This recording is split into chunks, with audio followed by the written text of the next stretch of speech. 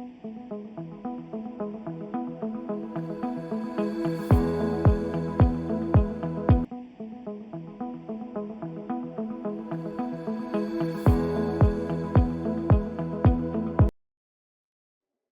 Friends, welcome to the new session. इस session में हम डिस्कस करेंगे नेग्लिजेंस की जो फाउंडेशन है ना, उसका जो मेन कंसेप्ट है मॉडर्न लॉ के अंदर। ठीक है, जो उसका मेन कंसेप्ट है मॉडर्न लॉ के अंदर, कहाँ से नेग्लिजेंस मॉडर्न लॉ की तरफ बढ़ा है।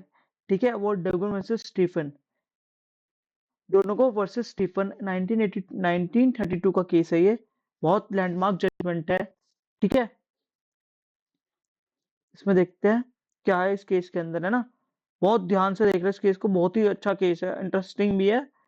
और इससे के आपको देख केस को देख के समझ में आ जाएगा, आपको पढ़ा भी होगा आपने टोर्ट लॉ में कभी। ये केस बहुत इंटरेस्टिंग केस है। ठीक है, ओके, लेट्स सी, देखते हैं क्या है इसके अंदर। फर्स्ट, ये जो केस है ना, जो Donoghue versus Stephenson is one of the most landmark decision of the law of tort, particularly defining the modern law of negligence। ठीक है, नेग्लिजेंस का कंसेप्ट पिछले में पढ़ा है। नेग्लिजेंस का केस ये है बहुत, उसमें था and duty to take care, किसकी ड्यूटी है टेक केयर करने की। ठीक है, the case establish the foundation principle of the prison must be taken, person must be take reasonable care to avoid act or omission which can be foreseeable cause or harm to other। foreseeable मतलब उसके control में जो है, जो चीजें उसके control में है, अगर वो चीजें वो केयर कर सकता है। एक्ट ऑफ गॉड कंट्रोल में नहीं है ना फोर्सिबल को। फोर्सिबिलिटी मतलब ये है कि आपके कंट्रोल में जो है, आपने कंट्रोल में होने के बाद भी उस चीज की टेक केयर नहीं करी है। दैट्स व्हाई आप रीजनेबल फोरसाइट का मतलब ये है, कोई एक्ट कुछ करना और कुछ ओमिशन कुछ ना करना। ठीक है, ओमिशन का अगर आपको कुछ करना था, आपने वो नहीं करा और किसी को करके कुछ परेशानी कर दी है। ठीक है, नेग्लिजेंस कर दिया। इसमें तो कोर्ट ने कहा था manufacturer owns a legal duty to take care to the unlimited consumer. Unlimited consumer का मतलब, अल्टीमेट कंज्यूमर का मतलब क्या होता है? अल्टीमेट कंज्यूमर का मतलब होता है कि कभी ना कभी कोई ना कोई लोग इसे कंज्यूम करेंगे ही करेंगे। मैन्युफैक्चर का मतलब ये होता है, मैन्युफैक्चर ने कोई कॉन्ट्रैक्ट नहीं करा होता कंज्यूमर से। आप रिटेलर से लेते हो, रिटेलर और आपके बीच में कोई वो होता है। मैन्युफैक्चर का कोई आपसे डायरेक्ट लिंक नहीं होता है, लेकिन मैन्युफैक्चर को ये पता है कि कोई ना कोई तो इसको कंज्यूम करेगा, अल्टीमेट कंज्यूमर तक तो जाएगी ये चीज।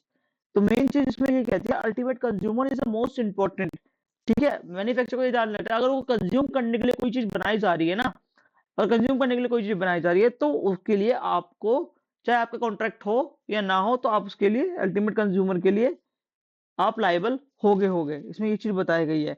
The key issue before the court was whether the manufacture, इसमें ये इशू था whether the manufacture who had no contract with the consumer still had liable. क्योंकि कॉन्ट्रैक्ट कॉन्ट्रैक्ट तो उसमें जरूरत ही नहीं है। कॉन्ट्रैक्ट की तो आपका कॉन्ट्रैक्ट में, कॉन्ट्रैक्ट और ब्रीच ऑफ ट्रस्ट से अलग क्यों है टॉट? कॉन्ट्रैक्ट और ब्रीच ऑफ ट्रस्ट से इसलिए ही अलग है क्योंकि इसमें कॉन्ट्रैक्ट करने की जरूरत नहीं है। आपका हाउ मुआ हो, वो किसकी वजह से हुआ है, ये मैटर करता है मेनली। ओके, नाउ सी ये इसका बैकग्राउंड क्या है। देखो, जो डियोगो था, उसने ड्रिंक अ जिंजर बियर, उसने परचेज बाय हर फ्रेंड, उसकी फ्रेंड ने एक बियर खरीदी थी। ठीक है, जिंजर बियर खरीदी थी हर फ्रेंड। बोतल वाज ओपेक, मतलब बोतल के आसपास कुछ नहीं दिख रहा था। The content could not be checked. ठीक है, उसमें कुछ भी नहीं दिख रहा था। ठीक है, the decompose snail was found inside the bottle। Decompose snail मतलब एक मरा हुआ, मतलब घुला हुआ बियर के अंदर एक स्नेल, मरा हुआ स्नेल बोतल के अंदर मिला। She suffered shock and illness. ठीक है, उसको वो बीमार हो गया, उसको शॉक लगा और वो बीमार हो गया। No contract between the Donoghue and manufacture. ठीक है, मैन्युफैक्चर डिनोगियो के बीच में कोई कॉन्ट्रैक्ट नहीं था, और टॉट कहता है कॉन्ट्रैक्ट होने की नीड नहीं है टॉट के लिए। ठीक है, और जो ये ऑब्जेक्शन में इसमें लॉर्ड एटकिन था, उन्होंने एक प्रिंसिपल दिया था, नेबरिंग प्रिंसिपल। ठीक है, तो नेबरिंग प्रिंसिपल ये था कि लॉर्ड एटकिन कहते थे, लॉर्ड एटकिन का रूल था ये, the person make a reasonable care, person को एक रीजनेबल केयर करनी चाहिए टू अवॉइड एक्ट और omission likely to injure their neighbours. ठीक है, पड़ोसियों को। ठीक है, नेबर्स आर पर्सन क्लोजली और directly affect by the conduct, बस this create the foundation of duty to take care in negligence. ये फाउंडेशन करती है ड्यूटी टू टेक केयर, ठीक है, duty to take care foundation का ये एटकिन प्रिंसिपल अप्लाई करता है कि आपकी ड्यूटी है कि आपके पड़ोसी को किसी को प्रॉब्लम ना हो। ड्यूटी टू टेक केयर का कंसेप्ट यहाँ से आता है, negligence duty to take care concept यहाँ से आता है, ठीक है। ड्यूटी टू केयर आप नेग्लिजेंस में ड्यूटी केयर नेबरिंग से ही आता है बेसिकली। और देखो रीजनेबिलिटी और प्रॉक्सिमिटी के अंदर डिफरेंस देखेंगे क्या होता है। देखो रीजनेबल फोर्सिबिलिटी और प्रॉक्सिमिटी, ठीक है, it determine the whether duty to take care exist, उसकी वहां जरूरत थी ड्यूटी टू टेक केयर करने की, क्या वो लाइबल था, क्या उसकी ड्यूटी थी वहां टेक केयर करने की या नहीं थी। रीजनेबल फोर्स ये चेक करता है। The court emphasise to major test, ठीक है। First reasonable force for damage,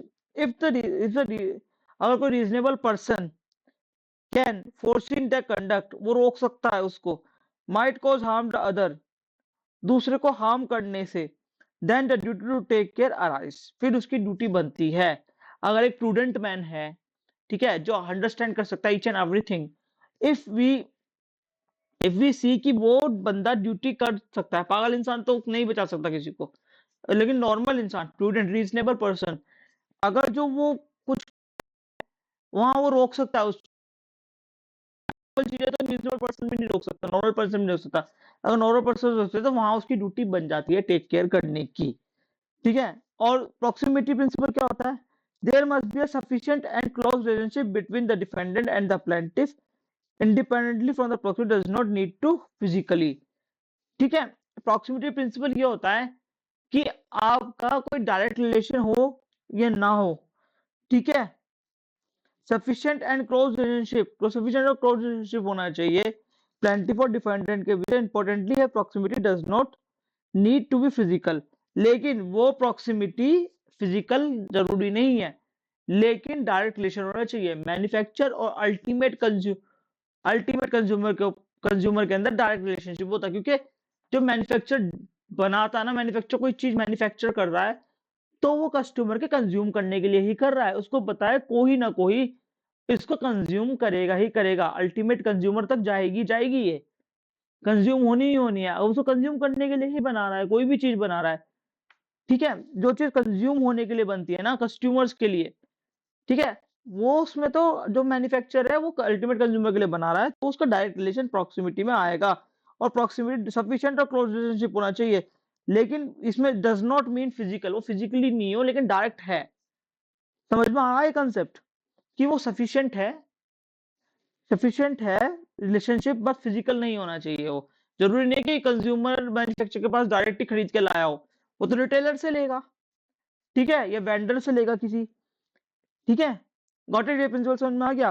proximity principal ये है कि रिलेशनशिप होना चाहिए, लेकिन वो रिलेशनशिप जरूरी नहीं है कि वो फिजिकल हो, ठीक है। प्रॉक्सिमिटी रिलेशनशिप ये हो गया, for example A manufacturer and consumer does not directly physically contractual contact, ठीक है, yet the consumer can closely and directly affected by the manufacturer negligent, therefore the manufacturer is still over the duty to take care towards the consumer।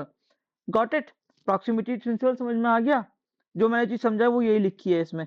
the case confined the physical proximity is not essential whether matter is legal or legal careness and based on the foreseeability, ठीक है। Take care confirm physically proximity is not essential, ठीक है, मैंने वही चीज समझाई, physical proximity is not essential, what the matter is legal, वो ना मिलेगा legal closeness, legally closeness based on the possibility. Got it, possibility, ठीक है, यहां तक समझ में आ गया ना। कॉन्टेक्चुअल रिलेशन देखो, first is no requirement of contractual relationship, मैंने पिछली स्लाइड पे आपको समझा दिया। The court must make it clear that the action in the tort is independent to the contract. Hence, the absence of contractual relation does not prevent the consumer to sue।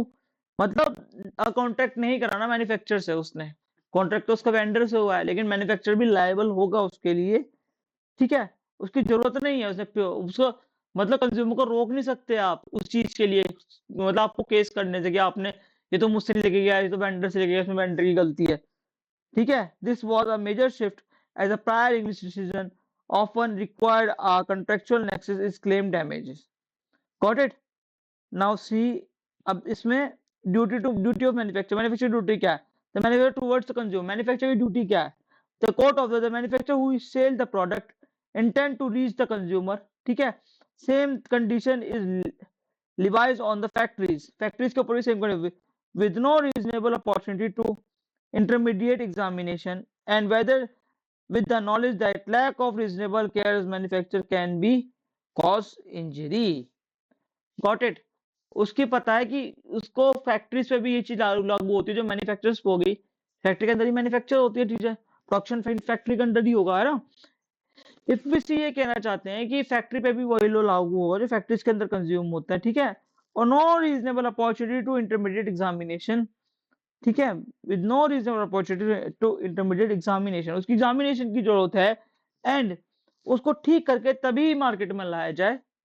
Got it? ये उसकी duty है, उसको examine करेगी उस, और reasonable care के साथ ही उसको, ताकि वो मैन्युफैक्चरिंग कॉज किसी को, वो जो प्रोडक्ट है वो किसी को इंजरी ना करे। That the manufacturers duty towards the consumer, क्योंकि उसे पता है वो कंज्यूमर के, अल्टीमेट कंज्यूमर के पास पहुंचेगा ही पहुंचेगा। Okay, now now the conclusion. देखो, ड्यूसर Stephen establish a modern concept of negligence, let down neighbouring principle बताया था, duty to take care, and the test of reasonable और प्रॉक्सिमिटी टेस्ट है इसके अंदर, and the independent nature to the टॉट liability without contract, without contract भी liability हो सकती है, and manufacturer duty to take care towards ultimate consumer, and the remain the concern strong toward the globally spanning how the code determine whether the duty of take care exists or not, कैसे duty take care exist करती है, कैसे नहीं करती है, ये इसके अंदर कंसेप्ट बताया है, ठीक है। नेबरिंग प्रिंसिपल हो गई, रीजनेबल फोरसाइट और प्रॉक्सिमिटी का टेक्स्ट हो गया, and tortious liability without contract भी हो सकती है, and manufacture duty to take care, manufacture की ड्यूटी टू टेक केयर करने की, ठीक है। And the remain concern stone is the टॉट law is globally shopping how the court determine the whether the duty to take care exist और not. Okay, got it. Thank you. आपको जैसी video अच्छी लगी हो, वीडियो में concept समझ में आया हो, ये बहुत लैंडमार्क जजमेंट है ना, चैनल को सब्सक्राइब करें, है ना। वीडियो अच्छी लगी तो वीडियो को लाइक